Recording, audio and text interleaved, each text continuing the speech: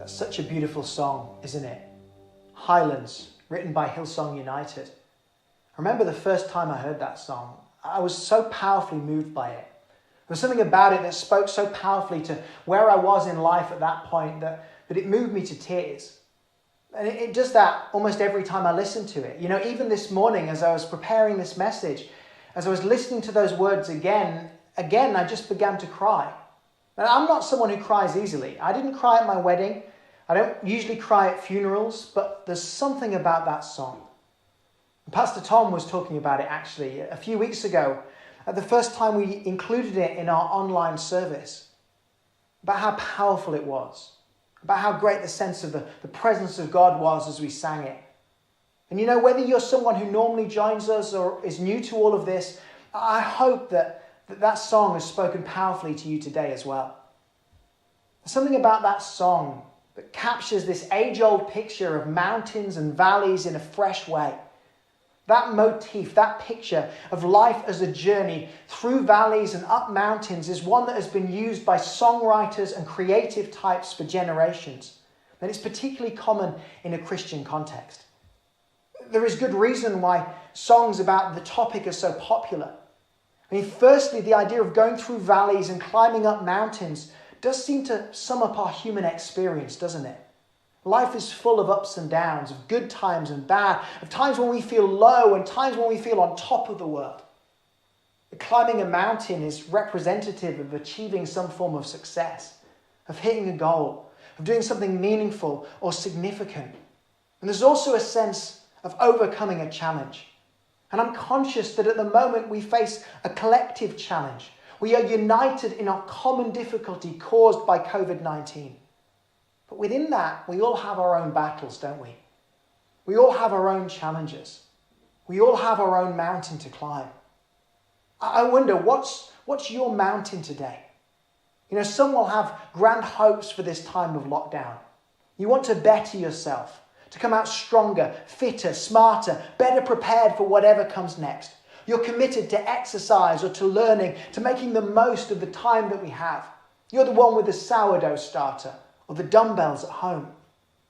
For others, that mountain might simply look like making it through the day.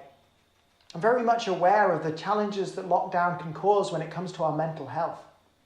I'm aware of all these parents who suddenly have children to look after all the time and of all the stress that comes with that.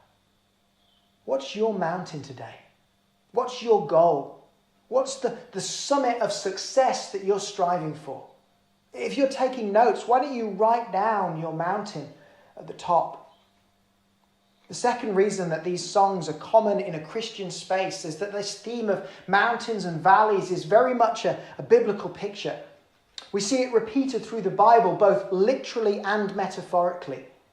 In the Psalms, the great songbook of Hebrew tradition, these themes come up over and over. There's even a section in the Psalms called the Songs of Ascent. And these were the songs that were sung by the Jewish people as they came to Jerusalem for the great festivals that marked their year. Jerusalem, you see, is in an elevated position. And as the Jewish people came from the other areas of Israel, they would climb up, they would ascend up towards Jerusalem. And these are the songs that they would sing as they climbed, like a road trip playlist of the day. It's a powerful picture of community, of a gathering of people traveling this road together to a place where they would meet with God. I've been thinking a lot recently about this idea of climbing a mountain as a metaphor for life. Because for all about it that is inspiring, for all that is moving about this idea of going onwards and upwards in life, about achieving success, about coming to the summit of our hopes and dreams, the reality is that climbing a mountain is far from easy. And I speak from personal experience. I tried to climb a mountain once, Ben Nevis, the highest peak in the UK. I went at the request of my good friend Jonty. He wanted to climb Ben Nevis for his birthday in October. And what kind of friend would I be if I turned down the offer of supporting him on this quest? Well, a sensible friend, probably. Because it turns out that there are a few ways up Ben Nevis. There's the kind of tourist route, which basically follows the path all the way to the top. And there's a second route, where you go up the neighbouring mountain and across a steep ridge to the summit of Ben Nevis. And the latter is harder but more worthwhile, with beautiful views as you approach the peak. And that's the route that John T wanted to take. So we set out, and all started well on our trip up Ben Nevis. You know, we got in a good start, we made good progress, until we tried to cut across to the base of that mountain next door to head up to where the ridge was. It was cloudy by this point, and we couldn't really see the key landmarks, so we got lost twice. Finally, we ended up wading through a river to get to the bottom of the next door mountain. So we were there, and it was already after lunchtime, and we were pretty wet. But we figured that we still had time, so up we went. And again, we made pretty good progress up what was a really steep climb. We made good progress for a while. As we neared the top, though, the weather got worse and worse. The wind was so bad that it was almost knocking us off our feet, and the cloud had drawn in so much that you couldn't even see the edges of the cliff. And we stopped for a moment to get our bearings. We sat down for a minute, and I found myself shivering uncontrollably and suddenly felt kind of sleepy. To cut a long story short, we never made it to the top. We had to call mountain rescue instead. Now, they didn't actually have to come up to get us, but they did have to give us guidance on how to get back down the mountain. And they did meet us at the bottom when we made it off. And it was one of the most nerve-wracking experiences of my life. In part because I thought it might be the last experience of my life. The only thing more scary than being at the top of that mountain was the phone call from my wife on the way back down. So I know just a little about climbing mountains, and I want to share 3 thoughts with you today.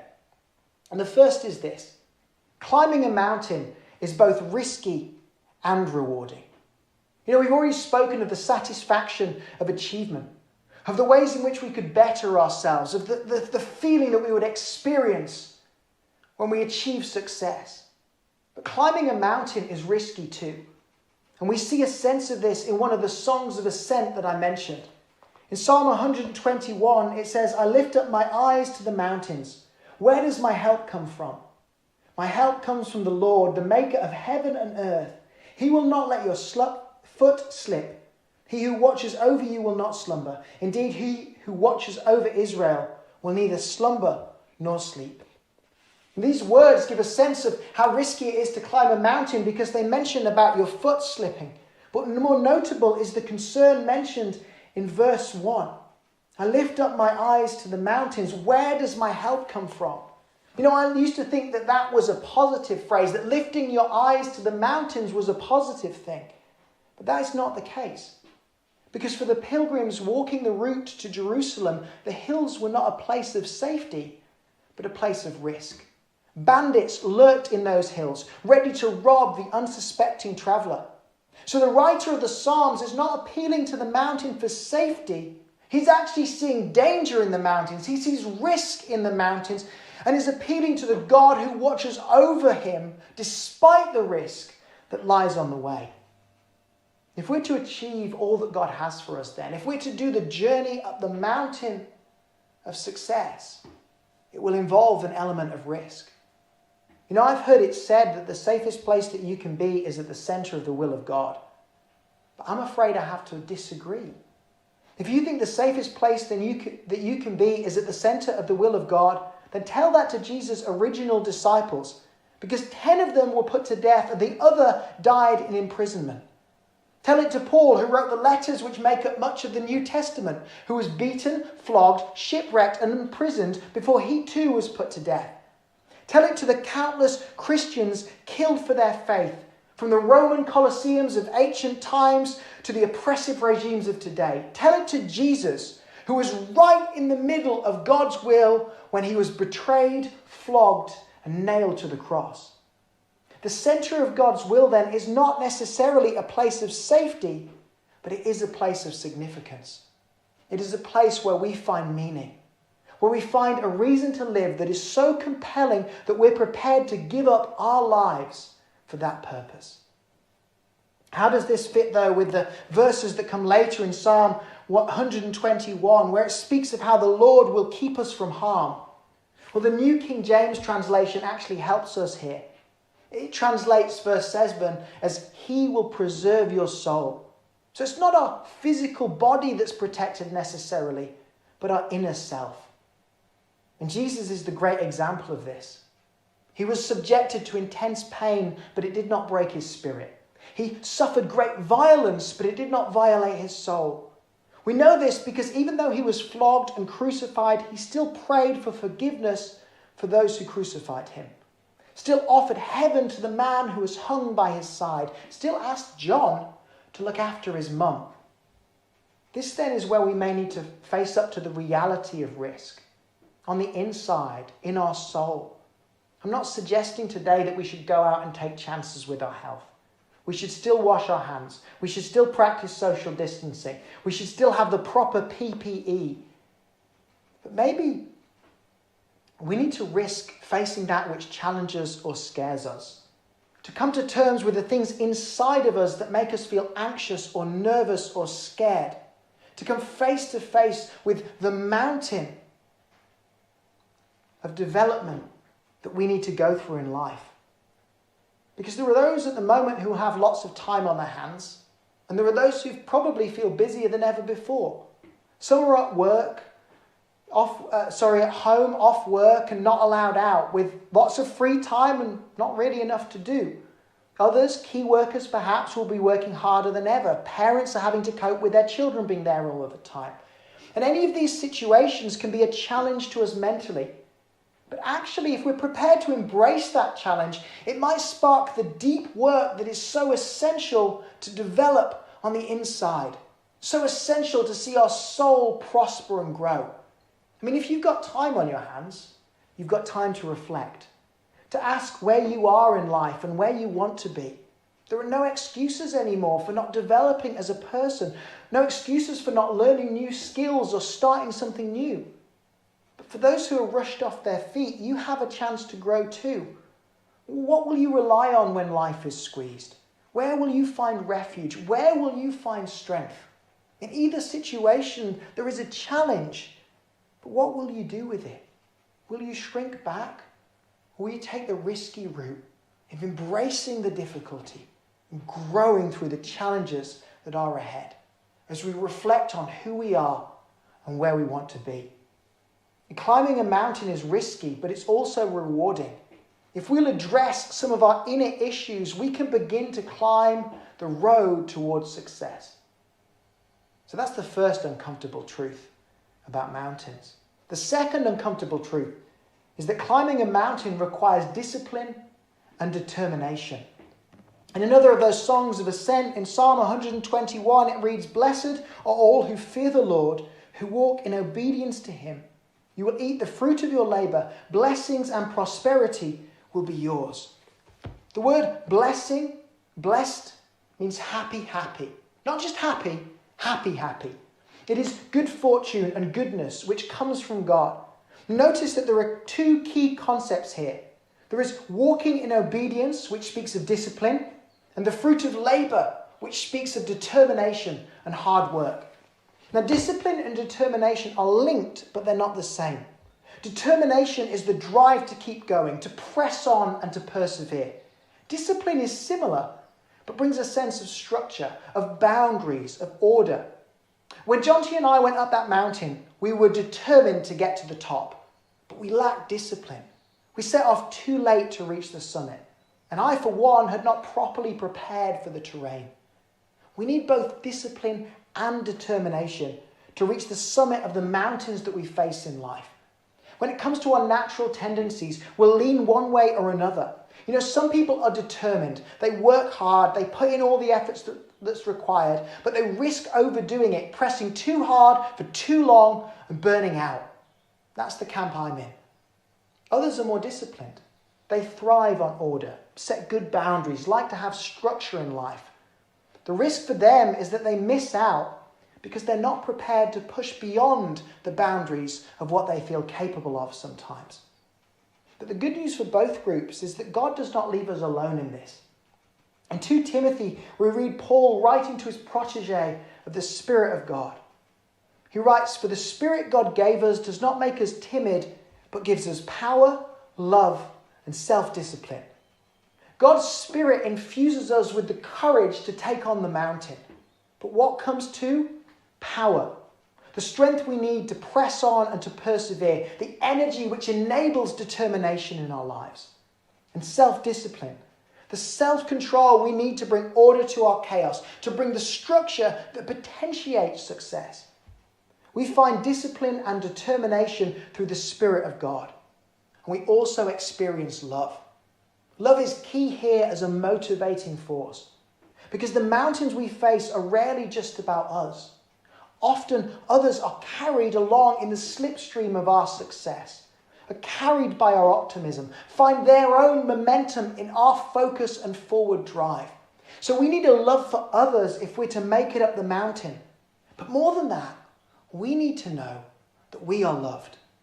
Because when we got stranded up Ben Nevis, Jonty and I needed rescue.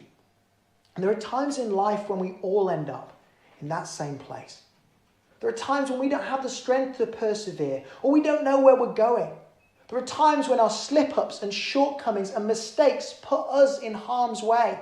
And in those times, we need rescue. A rescue that God has already arranged. When Jesus came, when he gave up his life, he did it for us. He did it to take away the stuff the Bible calls sin. All the times that we have missed the mark, fallen short, stuffed up along the way. Jesus came to take it all in our place, to deal with it on our behalf, so that when we slip up, when we stumble, Jesus reaches down to lift us up. And that's the third truth, really. We shouldn't climb alone. As we read in Psalm 121, God does not sleep or slumber. He is awake and alert, ready to step in when we need his help. So as we draw near to a conclusion, you may be asking what you can practically do with what we've learnt today. Well, if we're to take on the mountain, we need what those Israelites had on their way to Jerusalem. We need a song of ascent. We need a song in our hearts that reminds us of God's goodness. We need to stir up a sense of hope and love with a song that reminds us who God is. And how you put that into practice will depend on your personal preference. For some, you might want to choose an actual song, like the one that we started this with before this message and that we will sing again in a moment. To play a song at the start of each day this week that will remind you of the goodness of God and set you up for the challenges to come. Some will prefer to turn to those same psalms that we've been reading together, to read a song of ascent each day.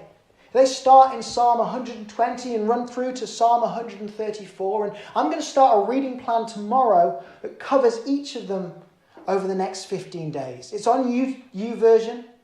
It's called The Ascent. It's by our good friends Hillsong. I think they prepared it for one of their worship and creative conferences. But it's just a useful way of reading through these songs of ascent together. And you'd be most welcome to join with me in reading it each day. And I'll probably post on my social media so that we can kind of do that together if you want to. Whatever it is, however you do it, I want to encourage you to pick a song of ascent. To start each day with this week as you begin to climb the mountain of whatever challenge it is you identified when we first started talking about the mountains that you face. I'd love for you to join me on Tuesday night as well. As part of our Tuesday night service, I'm going to be doing kind of the second part of this message. We've looked at the uncomfortable truth about climbing a mountain, but I want to share an uncomfortable truth about the valley as well.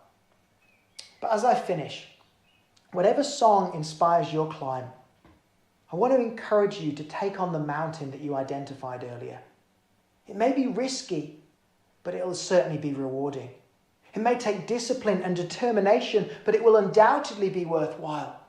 You may need to draw on the strength of the one who rescues us, but you will find that much power is released as you draw near to him. There is a success waiting for you, even in this season of difficulty. There is a life beyond the barriers you face. And there is a community too that waits for your success to unlock something in their lives. So let's sing our song of ascent. Let's take on the mountain. Let's decide that we will climb. Come on, let's sing.